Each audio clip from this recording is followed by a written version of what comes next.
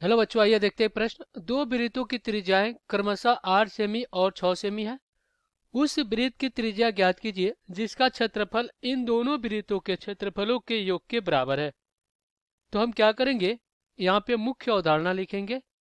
मुख्य अवधारणा, तो ये क्या होगा इस प्रश्न के लिए। तो देखिए, हम क्या करते हम क्या करते हैं, एक वृत्त बना लेते हैं। ये आपका क्या है, एक वृत्त है जिसका केंद्र O है और ये आपका क्या है, OA इसका त्रिज्या है। वृत्त के केंद्र से परिधि के किसी एक बिंदु को मिलाने वाली रेखा को हम क्या कहते हैं, त्रिज्या कहते हैं। ये त्रिज्या है, आर है, त्रिज्या आर। तो यहाँ पे हम मान लेते हैं, माना माना वृत्त की त्रिज्या माना वृत्त की त्रिज्या आर है। तो वृत्त का क्षेत्रफल क्या हो जाएगा, वृत्त का क्षेत्रफल ये हो जाएगा पाई आर का वर्ग।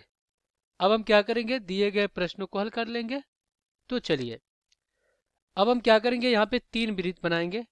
ये एक वृत्त हो गया जिसका केंद्र क्या हो गया, O1। और ये आपका क्या है, त्रिज्या R1 है। और एक और वृत्त बना रहे हैं। देखिए, ये आपका एक वृत्त हो गया जिसका केंद्र क्या है, O2। और इसका त्रिज्या क्या आपका R2 है। ये त्रिज्या R2 है। और एक वृत्त और बना ले रहे हैं। ये क्या है, जिसका केंद्र O और इसकी त्रिज्या क्या है, बड़ा R। और देखिए, यहाँ पे क्या है, A, ये B, और ये क्या है आपका C, OC। और ये आपका क्या है, वृत्त C1 है, C2 है, और उसको हम क्या करें, C3 कर दें। अब देखिए, पहले वृत्त का क्षेत्रफल क्या हो जाएगा, पाई R1 का वर्ग। और दूसरे वृत्त का क्षेत्रफल पाई R2 का वर्ग। और तीसरे वृत्त का क्षेत्रफल पाई R का वर्ग। अब कह रहा है कि इन दोनों का योग इसके बराबर है। इन दोनों वृत्तों का योग इसके बराबर है। तो हमें R1 कितना दिया गया है, R1 दिया गया 8 सेमी। और R2 कितना दिया गया है, ये दे दिया गया है 6 सेमी। तो अब हम क्या करेंगे, यहाँ पे लिखेंगे। तो अब हम यहाँ पे लिखेंगे, प्रश्न के अनुसार अनुसार तब दोनों वृत्तों के क्षेत्रफल का योग क्या हो जाएगा, तीसरे वृत्त के क्षेत्रफल के बराबर। तो हो जाएगा पाई R1 का वर्ग और प्लस पाई R2 का वर्ग बराबर कितना, पाई R का वर्ग।